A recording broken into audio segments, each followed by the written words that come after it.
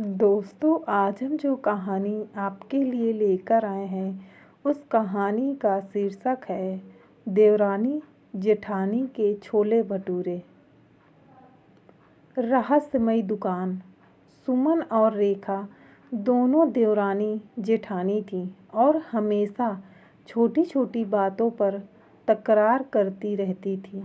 उनके घर में जब भी खाना बनता दोनों में बहस हो जाती कि कौन ज़्यादा स्वादिष्ट खाना बना सकती है।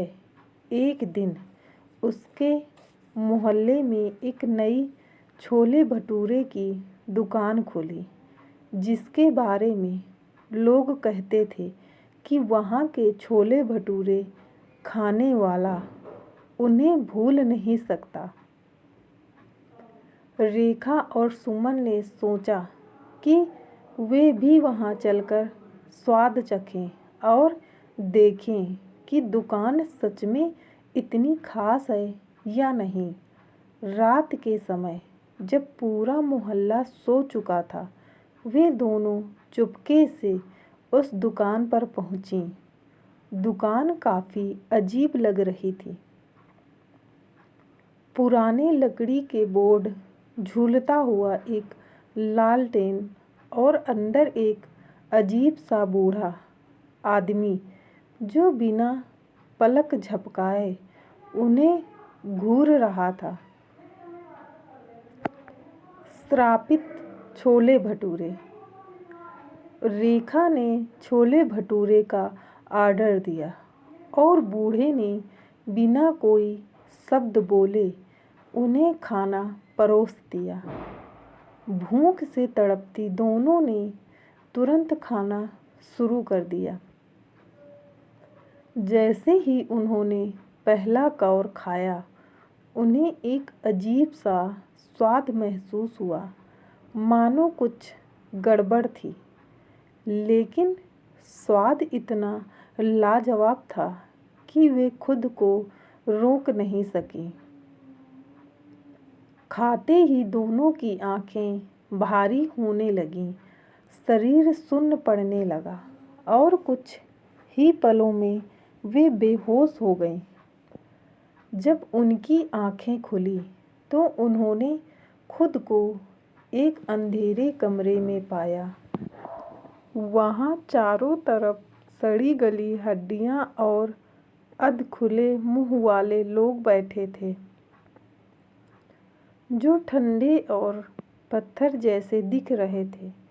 एक औरत, जिसके चेहरे की चमड़ी आधी उधली हुई थी, धीरे धीरे उनकी तरफ बढ़ रही थी। भूतिया सच्चाई। डर के मारे कांपती हुई सुमन और रेखा समझ नहीं पा रही थी कि यह सब क्या हो रहा है। तभी वह बूढ़ा आदमी प्रकट हुआ और बोला, तुमने उन छोले भटूरों को खाकर एक श्राप को जागृत कर दिया है। अब यह तो तुम इस श्राप का हिस्सा बनोगी या इसका तोड़ निकालोगी। रेखा ने हिम्मत जुटाकर पूछा, यह श्राप क्या है? बूढ़ा बोला, यह दुकान एक रूहानी रसोई है। यहाँ जो भी खाना खाता है वह कभी बाहर नहीं जाता। तुम्हारे सामने जो ये अधमरे लोग बैठे हैं, ये भी कभी हमारी तरह थे। अब फैसला तुम्हारा है, या तो तुम इस दुकान का हिस्सा बनो या फिर इसके श्राप को खत्म करने का रास्ता ढूंढो।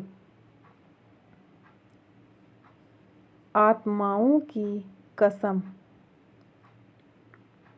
सुमन और रेखा ने फैसला किया कि वे इस रहस्य को सुलझाकर यहाँ से बाहर निकलेंगी। उन्होंने चारों ओर देखा और महसूस किया कि दुकान के पिछले हिस्से में एक तांत्रिक मंत्रों से भरी एक किताब रखी थी। जैसे ही उन्होंने उसे उठाने की कोशिश की, वे सारे अधमरे लोग उनकी ओर दौड़ पड़े। डर के मारे सुमन ने किताब को जोर से पढ़ना शुरू किया। ओम ह्रीं क्लीं स्वाहा। तभी हवा में एक जोरदार झोंका आया। सारी आत्माएं चिल्लाने लगीं और दुकान की दीवारें कांपने लगीं। वह बूढ़ा आदमी भी दर्द से चीखने लगा और अचानक धुआं बनकर गायब हो गया। श्राप से मुक्ति।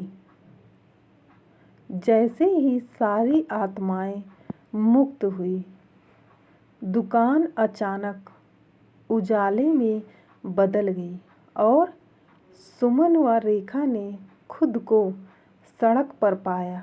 दुकान गायब हो चुकी थी और वहाँ बस एक पुराना जला हुआ मकान खड़ा था। वे दोनों हाँफते हुए घर पहुँची और फिर कभी रात को बाहर न जाने की कसम खा ली। लेकिन आज भी जब वे छोले भटूरे खाती हैं, उन्हें वह बूढ़ा आदमी और उसकी भूतिया दुकान याद आ जाती है। दोस्तों, अगर आपको मेरी यह कहानी पसंद आई हो तो मेरी वीडियो को लाइक कीजिए, चैनल को सब्सक्राइब कीजिए और कमेंट करके ज़रूर बताइएगा यह कहानी आपको कैसी लगी, ताकि ऐसी ही कहानियाँ रोज़ाना हम आपके लिए लाते रहें और आपका मनोरंजन करवाते रहें। धन्यवाद।